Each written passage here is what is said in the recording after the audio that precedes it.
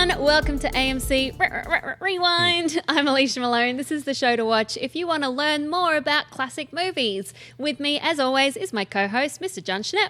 Hey, what's going on, everybody? And if you don't know what Alicia's doing right there, she's like rewinding a record. It's a disc of plastic that people used to use in olden times to rewind. Now it would just be like, press play, and I'm a DJ. Click the rewind button on my thing.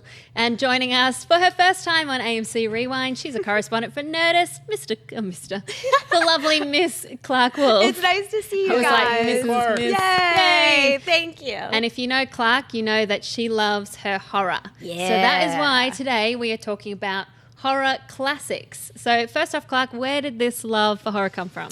For me, I think it came from being a kid and being a little too scared of the real scary movies and loving like dark fantasy, dark comedy, a lot of Tim Burton's things, a lot of 80s fantasy, and then as I got older, it just turned into a real love of legit, scary, terrifying, awful horror movies. And you've sat next to me during a horror film. I am the biggest wuss, but Mr. Schnepp, you love horror as well, don't you? I absolutely love horror films. I love all genre films, but science fiction and horror, as well as comedy, are my favorites. So when you're thinking about your favorite overall horror films, besides the ones we're going to be talking about, what springs to mind? For me, Psycho. Oh, yeah. Psycho's a great one. Psycho's one where I actually didn't see all of Psycho until I was in college. And of course, I knew the iconic scenes and the iconic imagery. But I remember sitting there and being so enthralled in Psycho. And then when I got to the end, if I hadn't known what the twist was going to be, it would have scared me 50 years later. I mean, I think that's a really good one. It still scares me. American Werewolf in London, Texas Chainsaw Massacre. Yeah.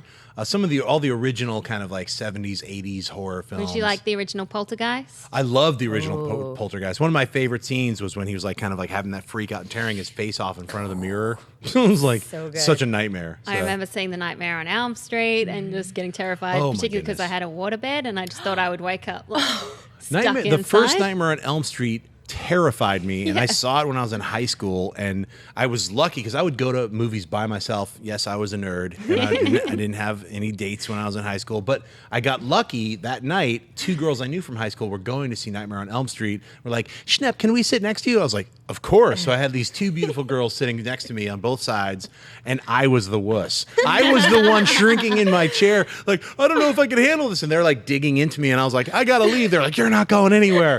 That movie scared me so much. Just the idea that someone could enter your dreams and kill you. Yeah. It was really well done. One of my favorites that I just saw recently in the theater was Drag Me to Hell, Sam Raimi's Drag Me to Hell. I dragged my best friend on opening night. I did, kicking and screaming, and I said, you don't understand. This is something we have to see in a theater. People are going to be screaming. It's going to be laughter. It's going to be so fun. We have to do it. And sure enough, to this day, she cites that as one of her best movie-going experiences. That film, one of my favorite scenes is when they're at that, like the funeral, and then the coffin flips over, and the embalming fluids. It's so gross. Poor Alison Lohman got so much nonsense like poured all over her and in her mouth. The entire, it's so good. I love it. Okay, well, let's get into some real horror classics. Rewind recommends, of course, The Exorcist, one of the most iconic horrors ever, also one of the most profitable, directed by William Friedkin, released in 1973, based on a novel of the same name, about the demonic possession of a 12-year-old girl and the exorcism to save her. Schnepp, this has all the scary elements in one. Religion, blood, vomit. Yes, possession. A child that hugged like this. Oh, it burns. Oh, Lie, Demi. Lie, Demi. Lie. Actually, Holly's mom likes to sometimes email or text me as Demi. Demi, why are you so angry, Demi? Demi, no, Mama loves you, Demi. Very disturbing film, and actually recently rewatched it, and the perception, the idea of The Exorcist, sometimes it gets so built up, and then when you watch it, it still is frightening and hellishly scary, but for some reason it made it like much longer in my mind. It really is several scenes. She gets possessed, then Father Marin shows up. You know what I mean? It's segmented, but not as... I was like, wow, all that stuff happened really quick. Oh, man, it's over. It's like, it's frightening, but it's like... Your brain fills in all this extra stuff. I mean, it's It's a classic film. If you haven't seen The Exorcist, do yourself a favor. See it at night by yourself with all the lights out. And if I may recommend as well, if you have earbuds, if you are watching it, if you can get the sound design in high quality, that movie was nominated for so many different Oscars, and one of them was the sound. You know, so much of sound plays such a part in that movie. And I made the mistake recently during the re-release of putting my earbuds in and like kind of watching some of it online, and you hear these little my god, noises. it adds a whole nother dimension to this movie. Death rattles in the back.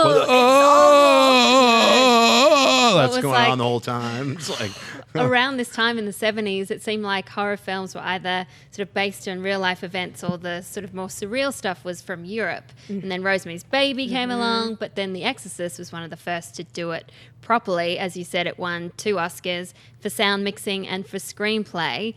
Anything with demons makes me scared. it should have won special effects. Especially- Dick Smith, one of the yeah. special effects Incredible. makeup geniuses, did that. A lot of the Exorcist prosthetics. Still holds up, the Yeah, special it's effects. amazing. And it's so iconic, isn't it? The scene's been spoofed so many times. It is. The It's been vomit. spoofed beyond, and then when you actually really see it, it's still gross. It is still gross. And another thing I think really allows The Exorcist to hold up today, aside from the fact that they practically built everything. When you see the breath coming out, it's because they were shooting in a cooler, in an icebox. And there's this lore of Ellen Burstyn actually breaking her back when the armoire falls on her. I mean, Friedkin, for better or worse, in his evil genius ways, really put his actors through hell, no pun intended. But I think the thing that's so strong about The Exorcist is that it is such a hardcore drama. It is such a strong, powerful family drama about all of these different generations. And I think that's what makes it that much scarier, is that, of course, we probably can't relate to demonic possession in our real life, but maybe we can relate to a single parent, or we can relate to an older parent who's losing their mind, and all of these things that make us a bad kid or a bad mom or whatever the case may be. So I wanted to mention that for sure, because yes, it's terrifying, but the acting is so good and the story and the drama is so compelling. Yeah, I well- wanted to all of us just make a weird Exorcist sound if you can. Ready? Ooh. Go. Why you hurt me, Dee? Really terrifying for the people listening on audio podcast right Alicia now. Oh, God. And then lots of swearing and everything. Well, we The won't swearing. do that. No. Well, it was interesting what you were saying, Clarke, because William Friedkin says he didn't set out to make a horror film. He was looking at it as a drama. Do you think that's why this movie is such a classic, and what makes a good horror film is when you don't set out specifically to make one? Well, I think William Friedkin is a little bit of a liar when he Really? says that, because he clearly wanted to scare the pants off of people. But I think when you look at the classic horror movies, that even people who say, I don't like horror movies, I don't like that stuff, they often say, oh, well, do you like Rosemary's Baby? Well, yeah. Do you like The Shining? Well, yeah. Do you like The Exorcist? Well, yeah. And it's because those are dramas. They're dramas where spooky stuff happens. So I think that while he's a bit of a fibber and is, and also that's an interesting point, the idea of directors sort of making backdoor horror. They want to make a genre movie, but they're afraid to call it a genre movie because maybe there's not clout or credibility that goes along with the genre. Yeah. Well, horror doesn't have that clout. When was a horror? The last time a horror movie actually won an Oscar was Jekyll and Hyde from 1933. Unless you count The Silence of the Lambs, Right, which some all right. people do. Well, yeah, I'll count that as a horror. Yeah, and this was the first horror film to be nominated for Best Picture. And I think if the film came out today, it wouldn't be nominated for Best Picture. Even though it's so good. Well, you know what? I mean, look, I don't want to overhype James Wan's The Conjuring, but for anybody who's heard me write or talk about the genre, I think The Conjuring is a new American horror classic, like flat I out. completely agree with you. Yeah. I was so thoroughly entertained and horrified. Yeah, It's so yeah, and all the way through the entire film, all the way to the end with the chair, and just it was so well made. Practical effects. I loved it. That and, kills me every time. Yeah, it was the story was great too. It really kept you interested through the whole thing and horrified. So Absolutely. And if that had no shot whatsoever, another one that I think, at least could have been nominated for Best Actress was Essie Davis, an Australian actress in The Babadook. And, overlooked. And I think IFC said it's for reasons of like rules rules, Academy rules, but that's nonsense. I mean, the truth is that was one of the best performances of the year. I don't care if you like the movie or not. Her performance was incredible, and she was essentially overlooked in terms of the states. They won a lot of them in Australia. I'll chuck one in, The Descent. Yes, that that's to on my me list. Always has talk people about like that. shimmy crawling I through don't the wanna see mountains. it. That's It's all so real though. good. Like people Really like climbing scary. through mountains, and then you add a mutant, weird creatures. Any you know? body contortion stuff Ugh. I don't like. Well, another horror classic that Rewind recommends is, of course, The Shining, released in 1980, directed by Stanley Kubrick. This one also based on a novel by Stephen King. It's a psychological horror starring Jack Nicholson, Shelley Duvall, and Danny Lloyd, Red Rum, about Jack Torrance, a writer-father and recovering alcoholic who takes an off-season job as a caretaker of the Overlook Hotel and slowly goes mad. All work, no play makes Jack a dull boy. So Stanley Kubrick had always wanted to make horror. He says that he wanted to make The Exorcist, but he also wanted to produce it at the same time, so they wouldn't let him. Now, I haven't read the book, but I know that you have, Clarke. Stephen King didn't like the film version, Right. and you agree with him?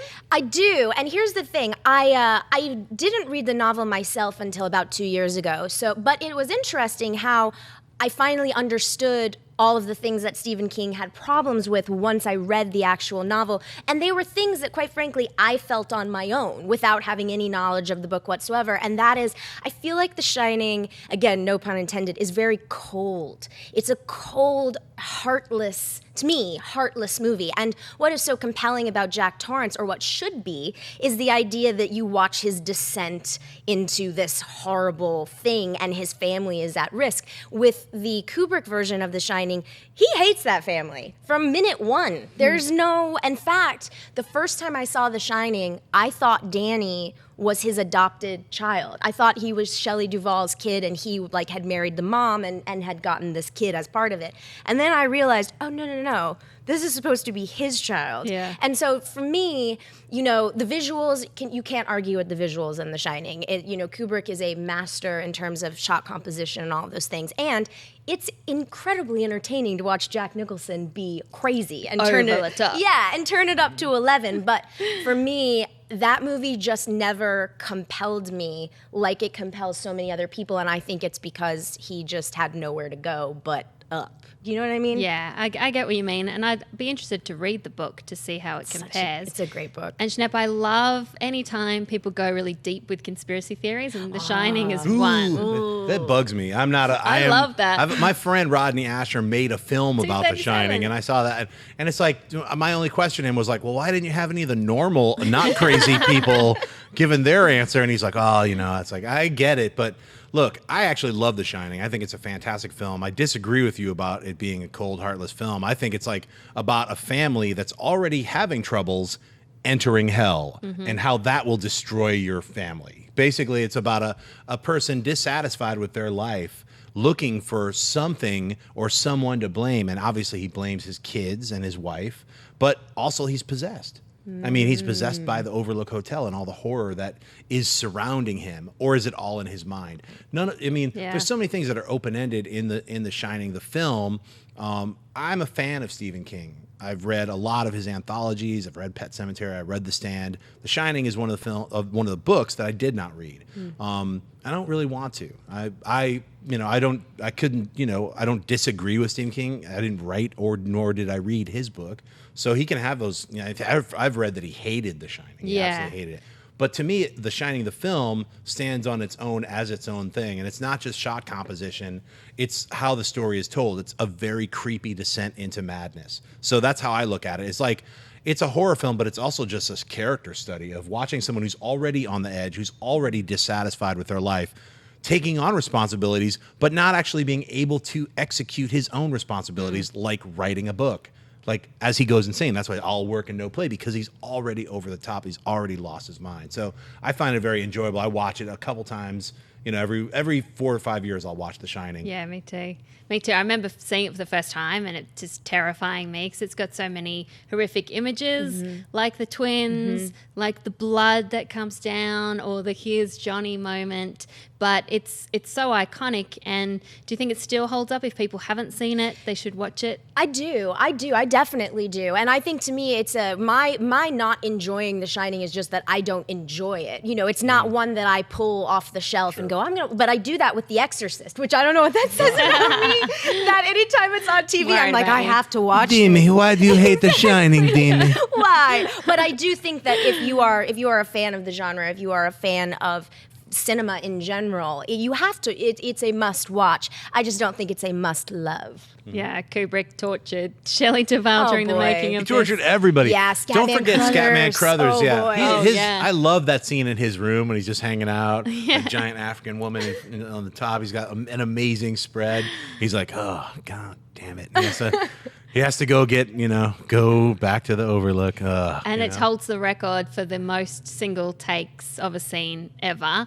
148 takes for the explanation of The Shining by Dick Halloran. Wow. Tough. All right, well, let's get to our anniversary segment where Rewind remembers films that came out 20 years ago, like Apollo 13, directed by Ron Howard, nominated for 9 Oscars, about the aborted 1970 Apollo 13 lunar mission, stars Tom Hanks and Kevin Bacon, Bill Paxton, Gary Sinise, and Ed Harris. Also, Judge Dredd came out 20 years ago, the sci-fi action film directed by Danny Cannon, starring Sylvester Stallone as Judge Joseph Dredd, the only thing standing in the way of order and chaos in a futuristic world. Didn't do so well at the box office or with critics. And then Mighty Morphin Power Rangers, the movie, another film which didn't do very well, based on the TV show, starring the same cast as the TV show, directed by Brian Spicer. Clarke, when you look at these films, what stands out to you? It was not a great week for movies that were not Apollo 13. No. That's right. I mean, it's funny. You see this cinematic classic up against, and also cult classics. I mean, I know people that love Judge Dredd for whatever reason. So good on them, whatever. Yeah, where do you stand on Judge Dredd? I stand not with Rob Schneider on Judge Dredd. Look, you know what? The first couple, like maybe 10 minutes of Judge Dredd were satisfying, and then it just went haywire. Kind of, the minute he took his helmet off. I love the new Dredd so much. Yeah, it's so good. That, I know it didn't make enough money to make a sequel. That's where people are stupid. They should make a sequel, put it out direct to video. There's a way to make Dredd 2 and not spend, $30 million. I know there is, but like shoot it all in Detroit. They would give you an entire block for free. Yeah. You can blow it up. I'm just saying that's where you make Dredd 2. Anyway, Judge Dredd is enjoyable, certain aspects of it. I didn't hate it. It's just not. I mean, if you liked Sylvester Stallone and Judge Dredd, see Demolition Man, a far superior science fiction film with Sylvester Stallone, and he's got a great villain as Wesley Snipes. So that's a really fun science fiction film. Judge Dredd, it just didn't work. They didn't get it right. So Apollo 13, fantastic film. I love that movie. It's one of my favorite astronaut films. If I have to see an astronaut film, because you're really frightened, and you're so hyper aware that these dudes are floating around and they've got little like old school, like clunk, clunk, clink, clunk, clunk, like weird, like their Houston, technology was so old. Yeah.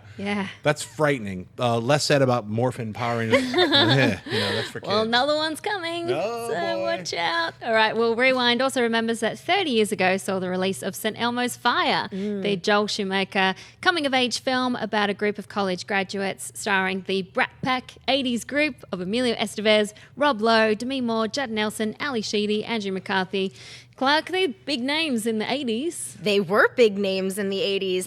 Confession time, I've never seen St. Elmo's Fire. Yeah, I've seen it once I'm a long time ago. with that. Yeah. I've seen it once a long time ago. Don't remember it. Totally cool with it. Watch The Breakfast Club. Yeah. I know, Check it's it just out. funny when you think of Joel Schumacher, you think of Batman, you don't think of... I think of Flatliners when I hear Joel That's a better one. Joel Schumacher. I mean, he's of- not a bad director. He's done a lot of great films. It's easy to jack on him all the time for Batman and Robin. The man can direct films. Just keep him away from the superhero genre because he wants to get a little too pastel-y with it. Yeah. Let him keep him with some real stuff. By the way, A Time to Kill is also Joel Yes. Schumacher, and if for forget that. and for anybody watching this right here, right now, everybody you know and love, this is them like 25 years ago when they were just getting their start. Yeah. That cast is ridiculous, and it's McConaughey being McConaughey from the McConaissance 30 years earlier. ago. So there's Right. no, he's always been awesome, people. Come on. It was the Reconnaissance. It was the reconnaissance. Yeah. All right, well, let's get back to some horror classics. Our hidden gem, Rewind reveals The Company of Wolves, released in 1984, directed by Neil Jordan. It's a werewolf story, an interpretation of Little Red Riding Hood, starring Angela Lansbury. We mentioned this film briefly in an episode. I've finally seen it now. Crazy movie. Clarke, this was your suggestion.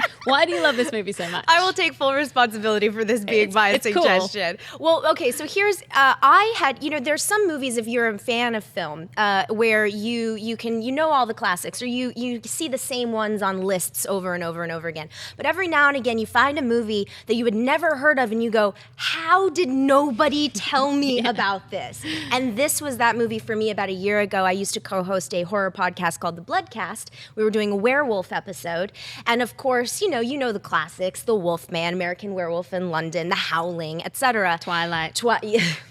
Classic. Joking. But and I was looking up some really cool werewolf transformations, and I found this movie, and I watched it, and I was just like, this is everything I love. It's as though Labyrinth had werewolves in it. It's true. Horror fantasy, but it's rated R. It's Neil Jordan, who later went on to do The Crying Game and Interview with the Vampire. Michael Collins. And yes, Michael, that's right. And so this movie is just so sexual and bizarre, and it's fantasy, and Angela Lansbury's there, and she's being a creepy granny, and it's just great. So I highly recommend for you guys, if you are fans of fantasy or werewolf movies, this is a cool one. And it's that mythology, that that childlike mythology, but very hypersexualized, because like we were talking off mic, the mythology of the monster is often always about losing innocence. Exactly. And it's very sexual. Yeah, there's some crazy werewolf sex dreams in this movie. You sold me when you told me that. I was like, you got to check this movie out. It's got some really crazy special effects transformations because of the way they describe the werewolf, like beware of the unibrow. Yes. Yeah. And it's like their hair's inside, and you're like, what are they talking about? And Angela Lansbury is definitely like, they want to have sex with you. Don't go into the woods. You're going to get it. And, this unibrow guy's like, hey, why, hello there. And then a giant werewolf snout busts out of his mouth. I mean, it's a very unique and different kind of transformation into a werewolf, one that's never been repeated. Yeah, it's true. And it still looks good. What did you think of the wedding scene? Oh, yeah, that was crazy. I didn't know what was going on, but I liked that, the girl was in power and she was screwing things up. But suddenly you just see these claws poking out of people's shoes. Mm-hmm. And I thought that it still looks good, even though it's been, 21 years. Yeah, sure. It did teach me a lot about eyebrows. So now I'll be looking out for anyone with a unibrow. Right. Not that I particularly would want to date someone with a unibrow werewolf! anyway, but I'll be like, werewolf. You're a lycanthrope. Yeah. And what do you think about it being kind of a Little Red Riding Hood mix as well? So I personally love that. I think oftentimes the werewolf mythology is told through the man's point of view, the man's struggle. There's Ginger Snaps, of course, which is a teenage sexualized, a more modern teenage sexualized werewolf. But with this one, I think the reason that people maybe don't remember it is because it is a young girl's story for the most part. This girl navigating the woods, and so it has that. It's different, and that's why I like it. I also like it because, truth be told, that is the Little Red Riding Hood myth. That is what it is. Like, and what big eyes you exactly. have. So I really dig it, and I'm revealing a lot that this was the one that I like it. It's a great film. I'm glad you picked it. We talked about it before. It's one of my favorites, like an unseen genre classic. I would say an amazing double feature is seeing this and Freeway, which is also the hidden Little Red Riding Hood storyline goes throughout it.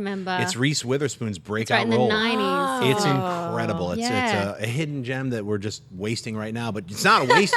You should see it. It's Watch Freeway. It. Yeah. Watch it. There you go. We've given you some horror classics and some Reese Witherspoon classics as well. So make sure that you watch The Exorcist and The Shining and The Company of Wolves and all the other films we've mentioned, and let us know what you've seen and what you enjoyed.